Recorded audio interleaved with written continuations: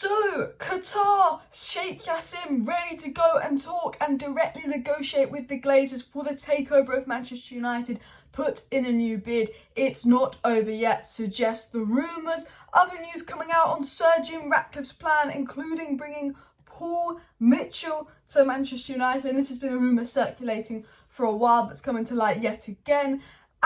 Garnacho signs his new contract with United, and a brilliant day in the live video of Garnacho signing his new contract comes out, where Ten Hag gives a really good speech, and you can kind of see that young Ronaldo Sir Alex relationship in Ten Hag and Garnacho. But another person that's been a big figure at Manchester United, Benni McCarthy, really improving the attackers, comes out and does an interview where he talks about Ten Hag's character, how Ten Hag's improved United, and also talks about Marcus Rashford and more. So we're going to dive into all of this information in today's live stream. So smash that like button, subscribe down below, share the video. We'll start with the takeover news, then we'll talk about the general Manchester United news, because there was a big story on Qatar coming out, and that was this new: Sheikh Jassim hasn't given up and is awaiting a return on his offer. He hasn't ruled out going directly to the Glazers to try to work out a deal. The feeling is that he has to bid higher to stand a chance, says Ben Jacobs. This is a rumour coming from one source, not multiple sources. Again, we don't know which sources are right, which sources are wrong with the takeover, but what's being said essentially could suggest that maybe the Glazers were playing this big game, leaking about Sir Jim winning the race and being in pole position to potentially try and get Qatar to come in, directly negotiate them with a bigger bid to get more money out of Qatar. This could potentially mean that, but what he is suggesting is that Sheikh Jassim, Qatar have heard the news. It's not over for them. They want to directly negotiate with the Glazers. They want to put the offer in. They want to, put another bid in, work this out with the Glazers, etc. But to do that, they would have to put a higher bid in. Could this be a Glazer game to get Qatar to do this? And maybe this was the Glazers plan all along. We're going to get Qatar. Is this news true? I don't know. Every bit of takeover story and news we get, I'm going to get to the other bits of the story in a minute. We don't know if it's true or not. We don't know, because we get told something every time. But the new rumour coming out is that Sheikh Jassim wants to directly talk with the Glazers, put in a new bid, get this done, raised his bid, bish bash bosh. He's awaiting his return. But I have to say, this is hope. This could mean one or two things. Either this is a lie and someone's put out something for false hope. B, this is some hope that it's not over yet. Or C, this is what the Glazers had planned by leaking the Sir Jim stories, because they knew that Qatar had more money in them, and they know that this is the only way to get Qatar to, I don't know.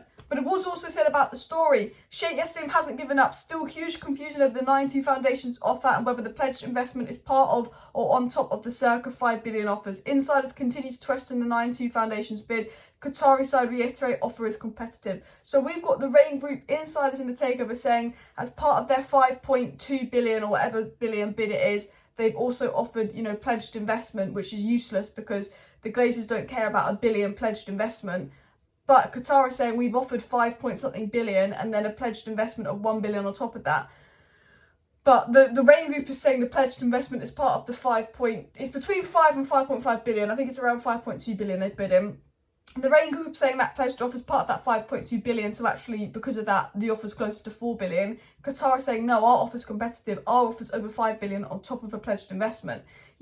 No one really knows what's going on. Stuff's getting leaked left, right and centre. I do think if the stuff that Qatar are claiming that this pledged offer is on top of their initial investment price, then it's still competitive, because then Qatar is still in the running. But if this pledged offer is part of the investment price, then I can see 100% why the Glazers would be going with Sir Jim Ratcliffe. Now again, I want to reiterate, there's so much takeover news going about, and I don't think anyone really knows what is going on, because you've got the Rain Group, which are working for the Glazers, saying one set of information, and then you've got people around Qatar saying another set of information. And the fact that there's such vast majority of information says to me lies are deliberately being put out. The lies could be put out by Qatar, the lies could be put out by the Glazers. We know the Glazers use the media to spin stories and put out stories for them as negotiation tactics. So if I was to predict where the lies are coming on, I would probably predict the Glazers. The lies could even be coming from the journalists. I don't think Ben Jacobs is lying, but his sources could definitely be lying to him. And I think it's very inaccurate, all of the information we get. I do think that Ben Jacobs has got some credibility in reporting the story, and I do think there could be some truth in the story. Just like the other stories, there's truth that Sir Jim could be the next owner. But the interesting thing is, the Rain Group and the Qatari sources are feeding people very different information on this takeover, the alleged price and what's going to happen. And the fact that there's very different information coming out from all these sources says to me that this could be a negotiation game by the Glazers. You know, part of me think it's either Sir Jim's going to be picked as the preferred bidder soon, he's going to be the next owner as the Glazers stay and retain power, or this is a big negotiation game from the Glazers to get Qatar to up their bid, and Qatar want to come in with a new bid and negotiate directly with the Glazers. Will the Glazers allow that? Will Qatar's new bid be much higher? We'll have to wait and see. But all I can say on the takeover, and I've said this before and I've said this again, is we just got to wait and see what happens. Time will tell. Now, if Jim Ratcliffe does come in, it was said that Ratcliffe has earmarked Paul Mitchell as part of the Manchester United project, and this is the third or fourth time in the space of the last couple of months we've been linked with Paul Mitchell and Jim Ratcliffe. I do think that if Jim Ratcliffe owns the club, he would bring in Paul Mitchell, probably to please the fans. I think he would invest in the first one to please the fans, and I do think Jim Ratcliffe in control is an improvement on the Glazers. However, when Jim Ratcliffe can't clear the debt, when Jim Ratcliffe is buying the club off loans, when Jim Ratcliffe can't do this and that to the stadium and is keeping the Glazers here, the prospect of Jim Ratcliffe coming in as a new owner and maybe bringing in Paul Mitchell isn't particularly exciting when Qatar are offering to completely rebuild everything that needs to be rebuilt, clear the debt and want 100% of the United and no Glazers. And Jim could do what he wants, but, you know, he might be a good owner if he gets the club, but it's not exciting, you know, even though we want Paul Mitchell, because the Glazers will stay, and he might have done something to allow the Glazers to stay when we could have had Qatari owners.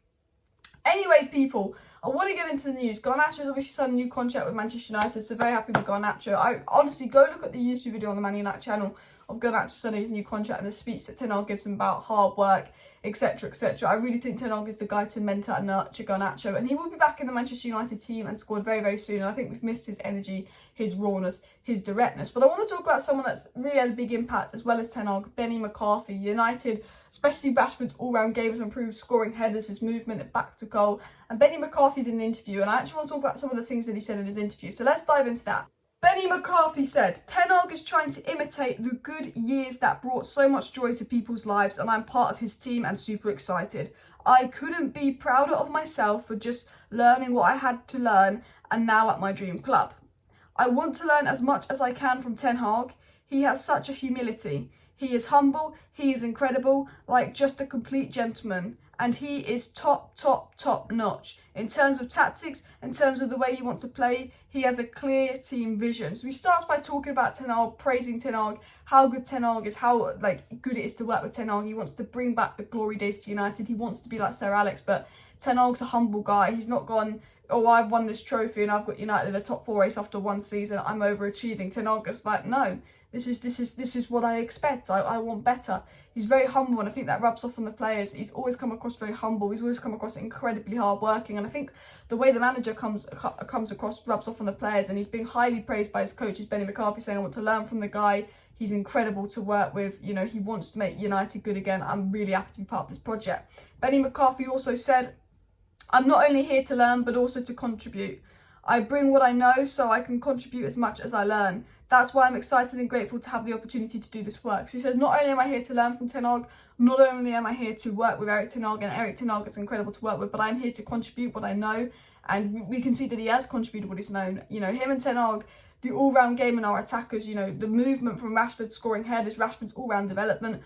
But not even that, I think Anthony's gradually improving. I think Garnacho's improving. I think the general census is, although we don't really have a striker, the attack is generally improving in terms of our play in the final third is getting better and better. It's less disjointed. I think when we get that top striker in, it will improve. I thought Sancho looked better these last 2 games.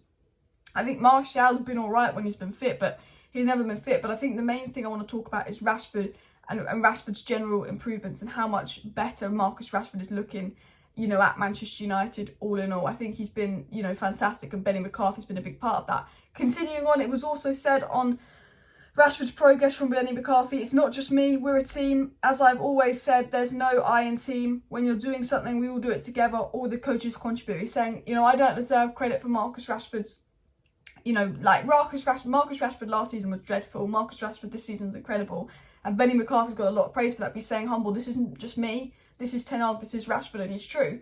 Benni McCarthy's come in, he's coached Rashford properly, he's given Rashford the help he needs, because I don't think Ollie and the United coaches were coaching Rashford properly all those years. I think those coaches were more like managers than coaches. I think there's a difference between being a manager and being a coach, and I don't think Rashford was coached specifically in that striker all these years. And I think Benni McCarthy's come in and coached him, Ten Hag's come in and coached him, but we know that Marcus Rashford's worked incredibly hard. Marcus Rashford was more disappointed than anyone after last season. He worked incredibly hard in the summer, really wanted to get back to his best. And I think Benni McCarthy's spot on. Not only is he helping Rashford, but Rashford's helping himself, Ten Hag's helping, and it's a team effort. And I think the most important thing about Manchester United this season, and this is my conclusion, is that Manchester United this season looked like a team. Last season on the pitch, when we thought we were going to have a good season, we didn't have a good season last season because we had 11 individuals that could not play together, that did not look like a team. One or two of them had a good game, but they weren't playing together, they weren't working hard, they weren't fighting for each other, there was dressing room leaks, they did not like each other. There was no team unity at Manchester United last season.